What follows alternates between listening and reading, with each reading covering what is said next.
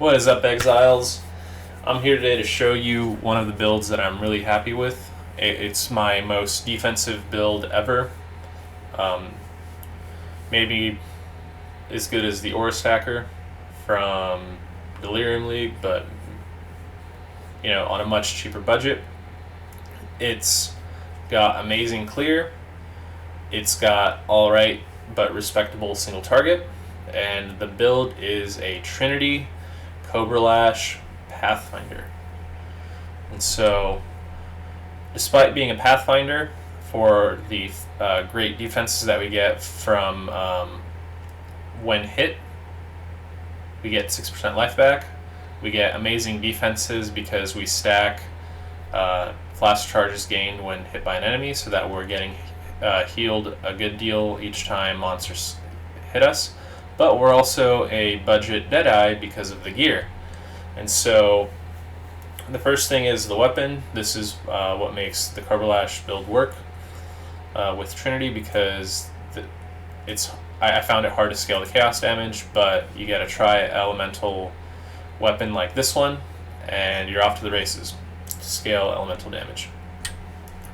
But the reason why we're a Deadeye essentially is we get far shot from the helmet, we get a bunch of chains with Cobra Lash, but the chains also will be triggered when the projectile collides with terrain, though not quite at the high rate as a Deadeye, but still really, really nice for improving clear. And then we also have Tailwind on boots. So that's like, 3 ascendancy points out of the Deadeye that we just kind of get on our gear. So yeah, pretty nice. I'll go over the gear and passive tree after the map showcase, so you can see what it's like. So we got a Maze of the Minotaur tier 16 map with some decently juicy mods. We've got Awakener level 9, so let's just jump on into it.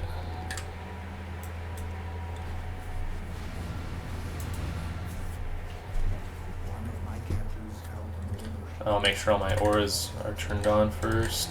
Alright. Alright, good to go. Third time's the charm. So we're not actually elemental ailment capped, but because our flasks are up all the time, we don't have to worry about that. Because we're Pathfinder, the flasks that we have give us lightning, cold,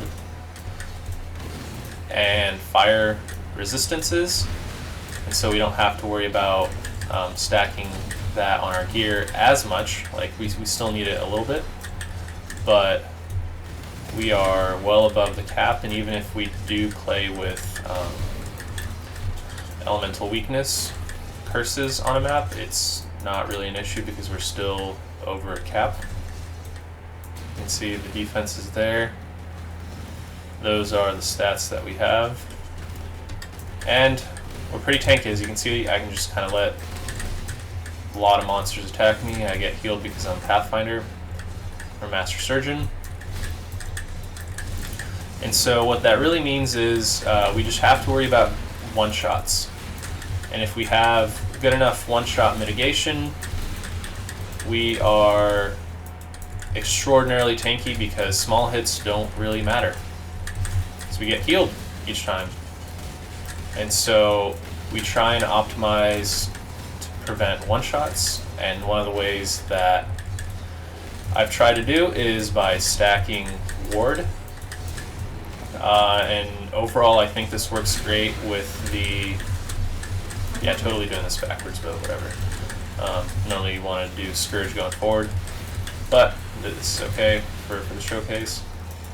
Alright, yeah, so ward, really good with the Pathfinder because of the Iron Flask. Gives us about, like 600 ward or something with increased flask effect. This mod, and whenever we're hit we get 7, so our ward just comes back up all the time, effectively giving us over 1k life, which is really good because we're trying to avoid getting one shot. So another way we're trying to avoid one shots is by getting crit damage reduction. And so we have a Watcher's Eye,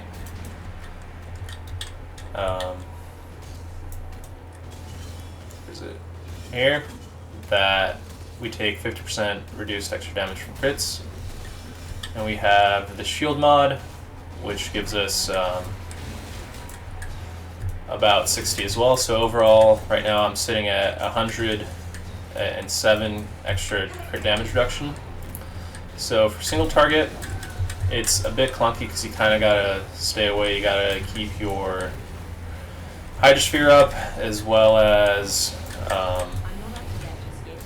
Ancestral Protector for increased attack speed. Oh shit. And Fizz damage can be a little bit scary because we don't really have endurance charges. And so the only place we get Fizz damage reduction is from our gear, which I'll show you after this. Man, that slow is really brutal. Yeah, and this boss is a little bit tricky too because the arena itself is not all that big, so being at the optimal far shot range is, oh shit, is a little bit hard, but it's manageable. Especially with projectiles chaining off the walls.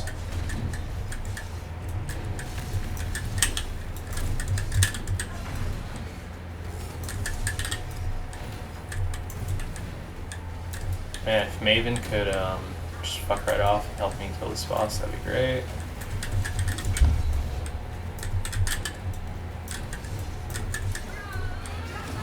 Alright. Could have used Calling Strike on him, but, you know, being far away, it's hard to see exactly where the boss is, so normally it's not that big of a deal. So yeah, that's the map showcase, and we'll go over the gear in a bit after I do this trade. Alright, and welcome back. Let's go over the hallmarks of this build and some of the gear and passives. So this build has a bunch of ward to avoid getting one shot, as I mentioned earlier. Because we are a Pathfinder, we can get Master Surgeon, which gives us 6% life whenever we use a flask. Our flasks are set up to gain charges whenever we're hit. So when you get hit a bunch, you get healed a lot. If you stack enough reduced flash charges used, for example, if you get minus 35%, which is what we have, then these 20% charge flasks consume 13 charges instead. And when they gain 7 charges, that gets scaled by flash charges gain modifier. And so they'll get 14. And so lo and behold, each time you're hit, your flasks become full. They get used when charges reach full, and thereby you get healed for 6%. I didn't discover this, someone else did. I'll link it in the video. Props to them, this is really good defense. I don't think it should be nerfed, because you can still get one shot, you can still get swarmed, there's all sorts of things that can kill you. And the main thing being one shots, so we are trying to avoid one shots as much as possible. And the way we're doing that is by stacking ward. And so we have ward from our gloves, ward from our boots, and just kind of quickly going over the gear. This dagger, just you want as much elemental damage flat added so you can scale it with Trinity and the typical means. The fledging, far shot is better than point blank. It scales better, plus it gives a greater more multiplier. Plus it promotes a defensive playstyle. Try and get the enchantment plus corruption. I paid a lab runner to enchant this corrupted helmet for me. Well worth it because you can't really find this on trade. There's like only one person and they've been offline for 2 months. So ward on gloves, pretty easy to roll with essences, and then just conquer or what is it, Warlord Slam for stun avoidance and craft attack speed. Boots, spam essences until you get Tailwind. I happen to hit a good life roll on mine and an open prefix, which is perfect because then I get to craft Onslaught. And then speaking of Onslaught, Hydrosphere with Onslaught support, faster casting for bosses.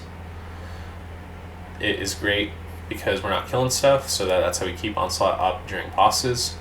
This chest piece, Temple mod, I'm not even going to try and pronounce it, but increased life, really, really good because it's one prefix for flat life and increased life, which means if you find a chest piece with decent suffixes, then you can just focus on adding to the prefixes, and as long as there's an empty prefix, you can craft one like this for chance to avoid ailments and stun avoidance, or you can bench craft increased max life. Where is it? Increased max life and increased max mana, so that your chest piece can have 18% increased max life. Very, very strong. Yep, so that's the chest piece. Shield, we get defenses from it, as well as our body armor for phys damage reduction. Phys damage reduction, very, very good. Crafted this with Deft and Jagged Fossils, targeting physical and critical affixes. You can benchcraft avoid elemental ailments, but I got lucky and got it as a natural roll here, along with a good life roll, so we're set. If not, you can use a influence shield like this one.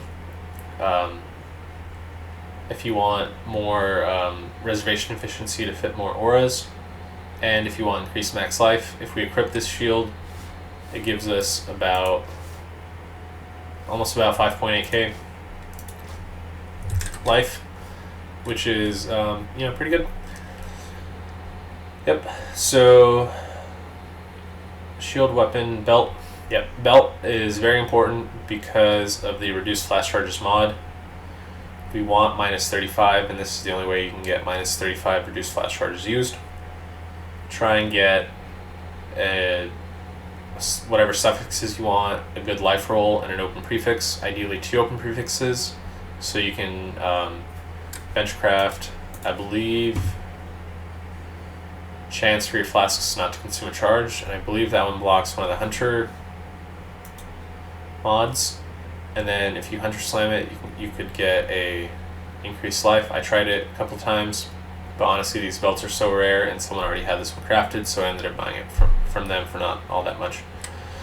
Alright, rings, just looking for life, increased elemental damage with attacks. If you can get curse on hit, great.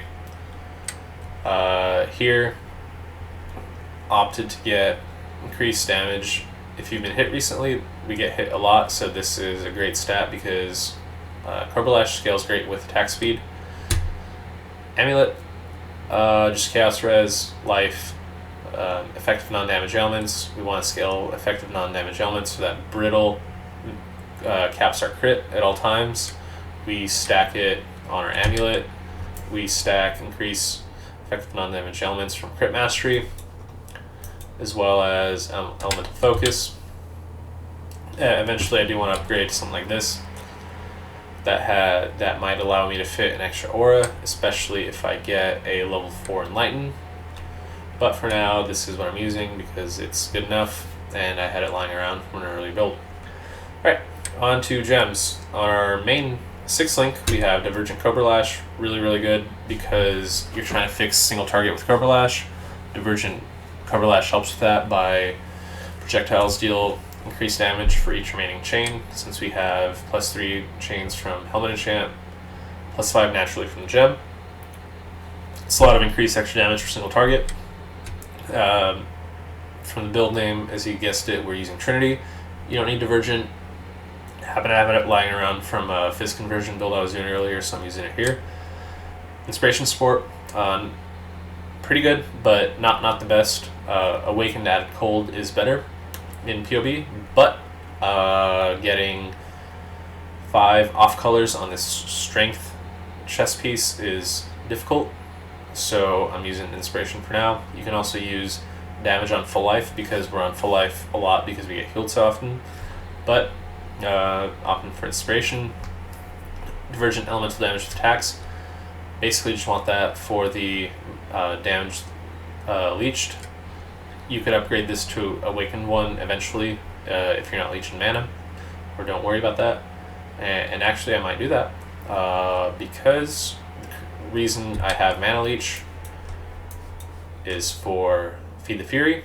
It's a great way to. It's honestly really, really good damage if you're leeching because of the increased damage plus attack speed, but we are not always leeching, so maybe this is a good place to upgrade. But yeah, using it for now. Woken added lightning, really, really strong according to POB, so using that. And we're using Nightblade. Nightblade is a great way to get defenses and offenses because it gives elusive. When you're elusive, it's 15% chance to avoid damage. The more increased effect you have of elusive, the better your damage avoidance becomes. And note that when you avoid damage, you still count as hit, so it triggers your flasks and you get healed, but you don't actually take damage. It's kind of like a block, I guess, but different.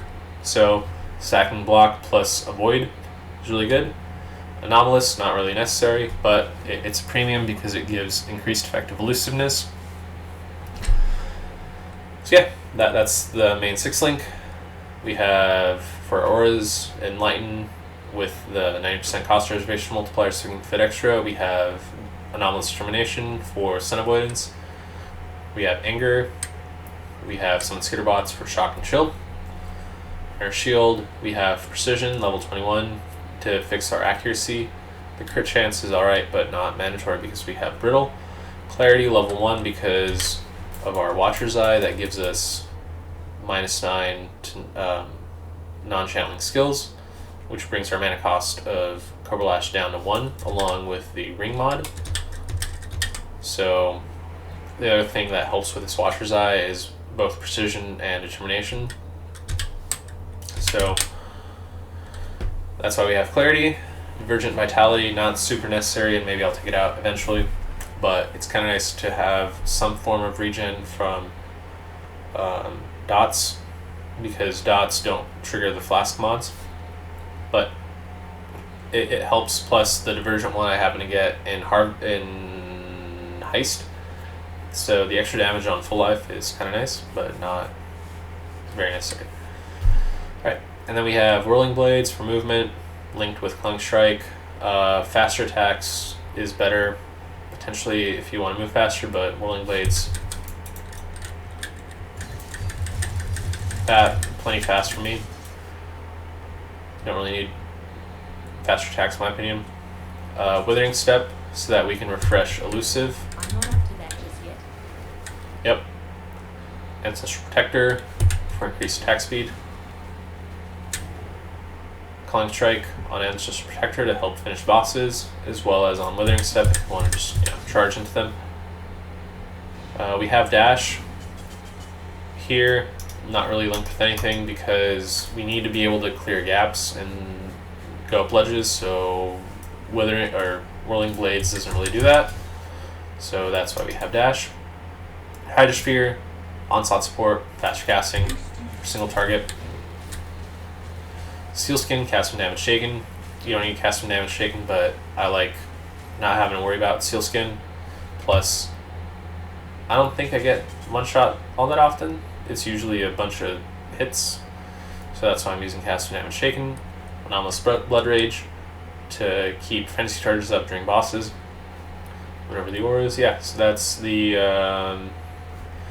those are the gems for the passive skill tree. The main ones you want to get are the reduced flash charges used, so that we can get flash charges easier when hit, and our flash charges reach full easier. That way we're healed. So this is pretty mandatory for the build. Careful Conservationist, mandatory. Flash charge used here, small one, mandatory. Flask Mastery, optional, but it helps. It feels good to keep Dying Sun up more often and the rest of the higher consuming flasks up more often. Oh yeah, flasks. Increased attack speed here. Extra ward here. Elemental resistances because we need to be capped. And increased armor for defenses. Dying Sun for extra projectiles so we don't need GMP in our main link. Right, back to passives. Coming up here, do know if you're lower level, this life one is pretty good. So you can get extra life. And before you start stacking auras, I went up this way. But since I am trying to stack some auras, Charisma, very good. Reservation Mastery, very, very good. Plus, it means we get to path up this way to the Assassin node, which is more efficient than going up through here. So we're going up here through the Assassin node for life, attack speed, crit, element effect. Needed to come up here, transitioning over here. Life, pretty good.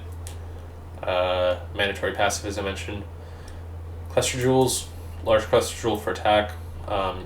Daggers is probably good as well for fanning blades for extra projectile. But this is what I had from an earlier build. Devastator to help clear with mob explosions. Medium Cluster Jewels, Spike Concoction Fasting, very mandatory for flash charges used mod. These are pretty easy to craft with Harvest, increased attack speed. Basically get a level 51 to block notables and then reroll with speed. And both of these are speed, so you have a higher chance of hitting Fasting and Spike Concoction. On one of the jewels, I happen to hit Fasting with Peak Vigor, so I'm using that here because gain Alchemist Flask. When you use a Flask, Alchemist Flask is a buff, so this doesn't stack. So Peak Vigor for 8% increased life, honestly pretty good. Huge Suffering for capped crit. Anger reduction, pretty good. Just happened to roll this manually because I got this jewel. Using that to fit all my auras, but you could use another jewel here if you wanted.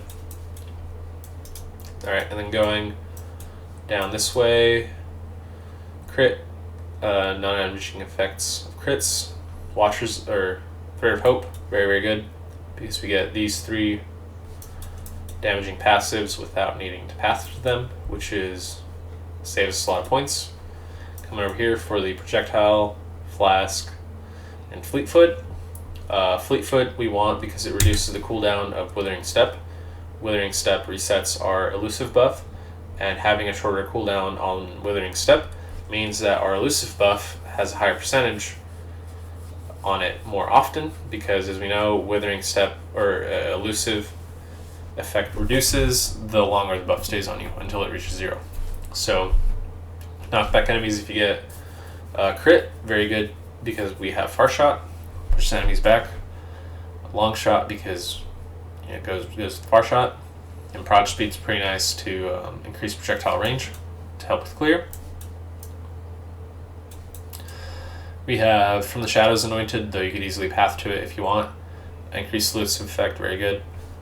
Dagger Mastery, elusive grants crit multi. Note that you get this 40% crit multi as a base to your elusive buff, so all the increased elusive effects scale this crit multi value. And then I just needed a little bit extra chaos res, but if you get the Sun Gear, you don't really need this points, you can reinvest it. And you do want a Searching Eye Jewel, something like this. Stack a lot of attack speed, stack a lot of life, maybe get some chaos res if you need it. Though Searching Eyes with Chaos Res for whatever reason are very hard to craft. I tried Harvest Crafting with reroll Chaos. It's kind of hard to hit, and the price reflects that on the market. But the reason you want Searching Eye Jewel is because we have this Ullman's Gaze, as I mentioned earlier, which makes projectiles chain when colliding with terrain. That way we're basically a Deadeye. Ideally, I'd have a couple more Searching Eye Jewels so that I can get full 20% here, but for now, this is the only socket that I could spare, so I'm using it here. But yeah, that's basically the passive tree. Thank you for watching, and I'll see you later.